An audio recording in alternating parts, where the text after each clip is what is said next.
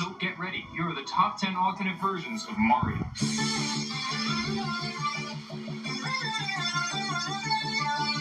Number 10, Metal Mario. Metal Mario was a villain in the N64 Super Smash Bros. Game, and he was such a jerk. Now, on the really high difficulties, it can be really hard to get the bugger off the damn edge. If he actually goes off the edge, then you're good because he drops like a rock, but it's tough to make him budge. That said, being Metal Mario ain't all it's cracked up to be. Sure, it's useful in Mario 64, but in later Smash games, we were able to pick up the metal box, allowing us to turn to metal ourselves, and we learned the hard truth about being metal in Smash Bros. There's nothing more frustrating than accidentally going off the edge, only to instantly plunge down to the bottom and die. Ugh. Number 9, Paper Mario. Paper Mario is a version of Mario that's made of paper. Bet you didn't see that coming. But I bet you never guessed what game he was in. Hey, you're right, Paper Mario. Good guess. In Paper Mario, the 2D version of our favorite mustache man was adventuring to release his friends from playing cards, gaining different powers as he proceeds. It might look like it was just Nintendo trying to save money by making things 2D, but Paper Mario is actually a pretty neat version of the guy. It's pretty cool how the game takes advantage of the two-dimensional nature of the character. Number 8, Mega Mario. This one's pretty frickin' epic, and is found in a number of Mario games. By picking up the Mega Mushroom, Mario turns into Mega Mario, growing to an enormous size and getting the ability to straight-up crush anyone and anything in his path. This would be pretty useful in real life, but it would also be terrifying to see an enormous Italian plumber strolling down the street, destroying buildings and crushing people. Either way, it's a damn strong power-up for Mario, and he puts it to good use in game. Number 7, Cosmic Mario. Cosmic Mario was introduced in Super Mario Galaxy, and he looks super cool, kind of like he's made up of space itself. Cosmic Mario would appear when Mario entered a galaxy with a cosmic comet orbiting it, and he would challenge Mario to a race to the Power Star. And you better win, because otherwise you have to try again and try to ignore the incredibly annoying high-pitched voice of Cosmic Mario, which is almost as bad as the na-na-na-na guy from Spyro. Number 6, Fire Flower Mario. When Mario activates a flower power-up, his shirt turns white, overalls turn red, and most importantly, he gains the ability to shoot big old fireballs. This is one of the best-known versions, both due to the prevalence of it in the various Super Mario games, but also the fact that Mario uses his fireballs in the Super Smash games. It's gotten to the point where a lot of people think Mario can always shoot fire, which really speaks to how popular this version of Mario is. Number 5, Jumpman. This one might be a bit controversial since there's a group of people who think Jumpman is Mario's dad rather than Mario himself. But I'll talk about that in a later video, so for now, I'll take the Jumpman is Mario position. In the original Donkey Kong game, you played as Jumpman, who had a big mustache, overalls, and a hat. So, basically Mario. Considering it was such an early video game, he wasn't exactly the most artistically beautiful version, but he's pretty cool. And this game set a standard for the future. Apparently, a mouth would be too hard to make since it'd be so small, so that's why they made him with a mustache. The more you know. Number 4, Baby Mario. First appearing in Yoshi's Island, Baby Mario is the baby form of everyone's favorite Italian plumber. With a big nose, enormous hat, and a huge splash of cuteness, Baby Mario has been in a bunch of titles since his introduction. Given his cuteness and youth, Baby Mario is particularly popular with children, and at the risk of sounding sexist, with the ladies. But I'm not gonna lie, he's pretty sick in Mario Tennis. So fast. Number 3, Dr. Mario. Dr. Mario really changed things up for Mario, and not just because he was dressed like a doctor. His first game and sequels that followed took a step away from the arcade-style side-scrolling games to do more of a Tetris-style game, using pills. Dr. Mario became a super popular version, even getting his own character in Super Smash Bros. Even though I never really liked playing as him in Smash Bros, the Dr. Mario games are classics, and definitely make the character a classic in my eyes. Number 2, Live-Action Mario. Yep, there was a live-action Super Mario Bros. Movie. Brothers. Yep, it was awful.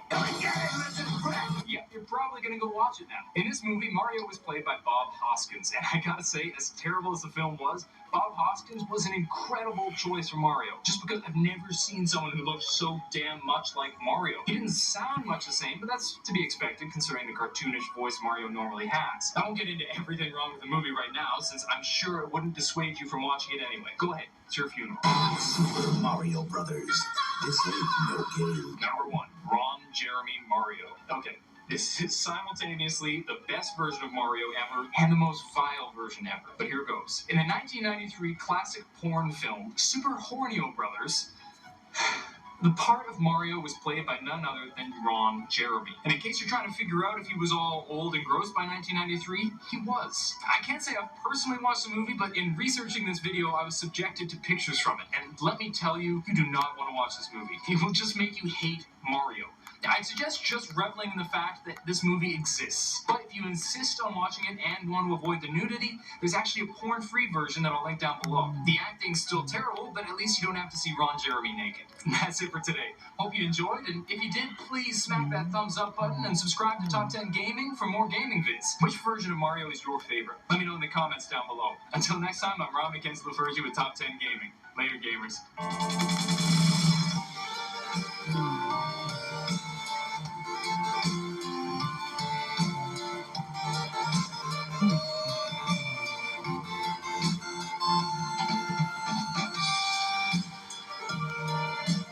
Fear not, friends. We'll be counting down the different Kongs that are part of the Donkey Kong canon in this list. That being said, let's jump right in.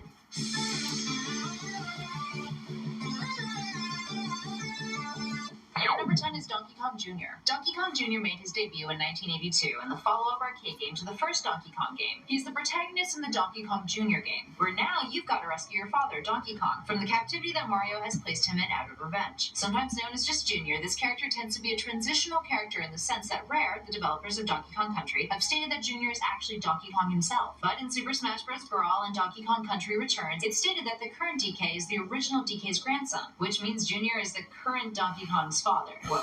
How's that for a family hierarchy for you? And at number 9 is Bluster Kong. This Kong originates from the Donkey Kong animated series, and is the comic relief of the show. I mean, take a look at him. That hair, that stash, oh boy. So Bluster is the owner of the Barrel Works factory, and he's a prissy rich boy who's a bit of a coward. He's also kind of gross too. He's constantly hitting on Candy Kong, who's Donkey Kong's girlfriend, and he's always trying to impress her. But generally most of the things that he does leads to disaster. And you guys remember Leo Lester? His suave alter ego that managed to win everyone over? Yeah, that hair though. And at number 8 is the Pixels Donkey Kong. Jumping over to a film that most of us wish we couldn't remember, our number 8 spot goes to the only good thing in that train wreck of a movie, Pixels, Donkey Kong's cameo. And you gotta admit, it looked pretty cool. Adam Sandler and all the other actors who were dragged into this film face off against him. And I think I speak for everyone when I say I sincerely wanted one of those barrels to knock the crap out of them. And at number 7 is Candy Kong. Candy is Donkey Kong's girlfriend. Both the Kongs and the Kremlins alike think that she's one of the most beautiful beings alive. Most of what we know about Candy Kong is from the German manual of Donkey Kong 64, strangely enough,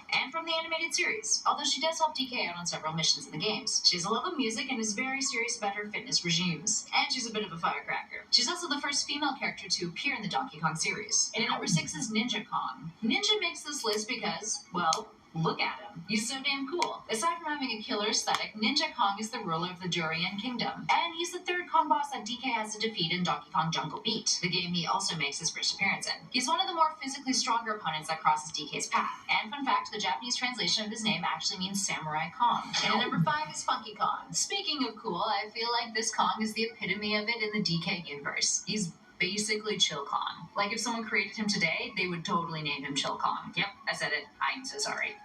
Bro Kong. Funky is one of Donkey Kong's best friends and first appeared in Donkey Kong Country as the owner of Funky's Flights. His Funky Barrel helps teleport you across the island to areas you've already cleared too. And Funky's Fishing in the Game Boy Advance version of Donkey Kong Country.